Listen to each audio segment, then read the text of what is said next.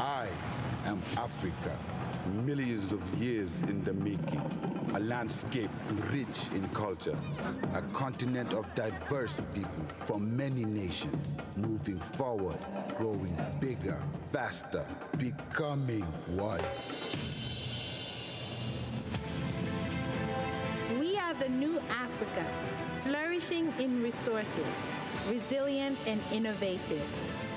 Abundant in opportunities, rich in human potential. We are one Africa.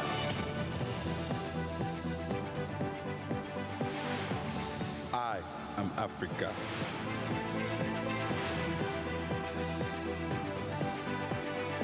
We are Africa.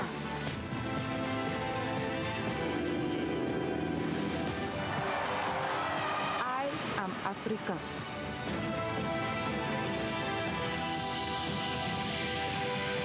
I am Africa.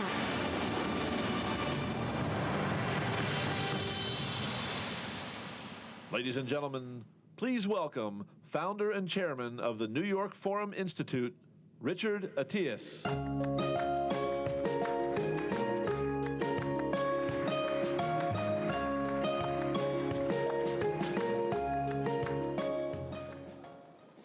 Monsieur le Président de la République gabonaise, Ali Bongo Ndimba, Monsieur le Président de la République du Rwanda, Paul Kagame, Madame la Première Dame du Gabon, Sylvia Bongo Ndimba, Messieurs les Présidents Fox du Mexique, Monsieur le Président Toledo du Pérou et Madame, Mr. President Toledo from Peru, and Mr. President from Bolivia, the Prime Minister from the Gabonese Republic, ladies and gentlemen, Your Excellencies, Prime Ministers, and dear friends.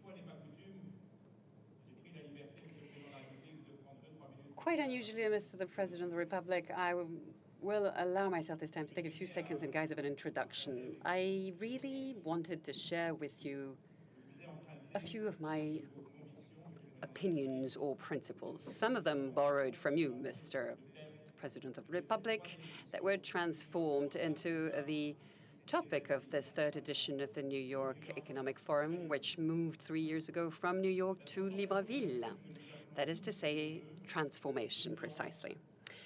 Transformation of Africa, which we're all calling for, depends on various factors, including regional economic growth, of course, but also a transformation of our mentalities and mindsets. And that's certainly one of the logos or leitmotifs that were invoked by you, Mr. President of the Republic, for the social assises, the social encounters that you then presided. But we have to make sure that this change of mindset operates first and foremost in order to make sure that Africa stops being perceived through prejudices and a number of preconceived ideas. In order to move forward on the path of emergence, there is, according to me, a first obstacle to identify and to get over. It's the devaluing of Africa and the vicious underlying idea according to which Africa should be content with makeshift remedies, basically, rather than try to come to terms with its actual weaknesses.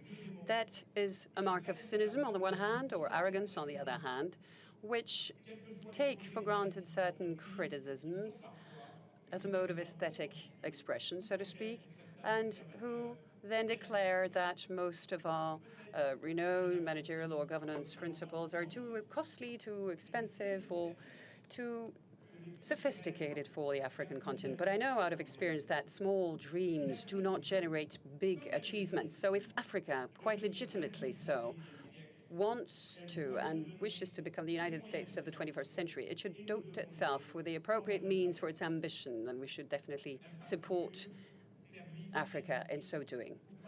Infrastructure, industry, why should we satisfy ourselves with minima and minimal objectives when the vitality of the continent certainly fully justifies an acceleration of all of these ambitious goals? The Chinese emergence and growth did not come about tiptoeing slowly, but as a sort of roller coaster phenomenon. The mining industry, for example, here are demanding some similar expansion, in fact. In the course of my career, I've had the opportunity to animate a number of forums, and the sole common objective of all of them was to make sure that dialogues, synergies, and opportunities would emerge, be it from a social, economic, or political point of view. And therefore, it's with a lot of nostalgia or sadness even that I note some similar recurrent Pavlovian reflexes, be it in some Western countries as well as on the continent itself with respect to the African situation. Africa should not remain a prisoner of those preconceptions and holograms. Any road that needs to be built or investments on the infrastructure, the organization of international forums, all of these endeavors will generate a number of criticisms. It's too costly, not enough transparency, all of these are useless efforts. So what should we do?